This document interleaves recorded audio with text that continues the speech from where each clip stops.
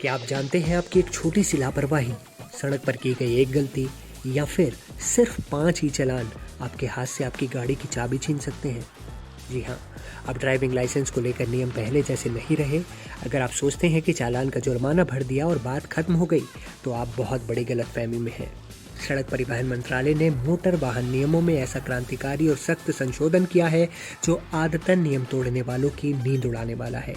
आज के इस वीडियो में हम विस्तार से समझेंगे वो कौन से 5 अपराध हैं जो आपका लाइसेंस सस्पेंड करा सकते हैं और टोल टैक्स को लेकर सरकार ने कौन सी नई घेराबंदी की है। सबसे पहले बात करते हैं उस 5 चालान वाले नियम की।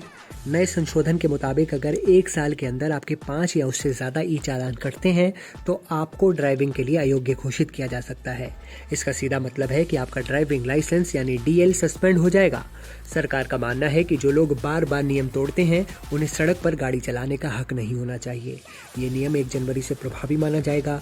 इसमें एक ज़रूरी बात यह है कि हर साल का रिकॉर्ड अलग होगा, यानी पिछले साल की गलतियों को अगले साल के कोटे में नहीं जोड़ा जाएगा।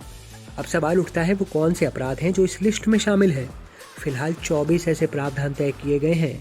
इनमें ओवर स्पीडिंग, ओवरलोडिंग, हेलमेट ना पहनना, सीट बेल्ट न लगाना और रेड लाइट जंप करना जैसे आम नियम तो शामिल हैं ही, साथ ही गाड़ी चुराना, सार्वजनिक जगह पर गलत तरीके से पार्किंग करना या किसी सवारी के साथ झगड़ा करना भी आपको भारी पड़ सकता है। इनमें से कोई भी 5 नियम अगर आपने 1 साल में तोड़े तो आरटीओ या डीटीओ आपका लाइसेंस निलंबित करने का फैसला ले सकता है। हालांकि नियम ये भी कहता है कि लाइसेंस रद्द करने से पहले अथॉरिटी आपको अपनी बात रखने का एक मौका जरूर देगी। इस बदलाव पर जानकारों का कहना है कि पहले नियमों के उल्लंघन पर गवाहों की जरूरत होती थी और प्रक्रिया लंबी थी, लेकिन अब ई चालान के डेटा के आधार पर सीधे कार्रवाई होगी। हालांकि इसमें चुनौतियां भी हैं। एक्सपर्ट्स का मानना है कि इसके लिए एक मजबूत एसओपी यानी स्टैंडर्ड ऑपरेटिंग प्रोसीजर की जरूरत है, ताकि आम जनता को दफ्तरों के चक्कर ना काटने पड़े और सिस्टम पारदर्शी रहे। अब आते हैं खबर के दूसरे बड़े हिस्से पर जो टोल टैक्स से जुड़ा है। अगर आपकी गाड़ी पर टोल का बकाया है तो समझ लीजिए आपके सरकारी काम अब अटकने वाले हैं। सरकार ने केंद्रीय मोटर वाहन दूसरा संशोधन नियम 2026 लागू कर दिया है। अब अगर टोल प्लाजा से आपकी गाड़ी गुजरी और किसी वजह से पैसा नहीं कटा तो उसे बकाया माना जाएगा, और जब तक ये बकाया क्लियर नहीं होगा तब तक आप अपनी गाड़ी का फिटनेस सर्टिफिकेट रिन्यू नहीं करा पाएंगे।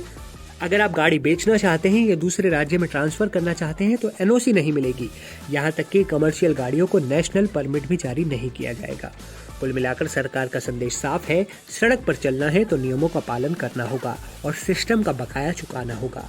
डिजिटल निगरानी अब इतनी सख्त हो गई है कि आपकी हर गलती का हिसाब सीधे आपके डीएल और गाड़ी के कागजों पर दिखेगा। इसलिए सुरक्षित चलिए और नियमों का सम्मान कीजिए, पालन कीजिए और इस खबर को उन लोगों के साथ ज़रूर शेयर कर दीजिए जो सड़क पर काफ़ी ज़्यादा ट्रैवल करते हैं, गाड़ी चलाते हैं, गाड़ी चलाने के शौकीन हैं या लॉन्ग ड्राइविंग उनका शौक है।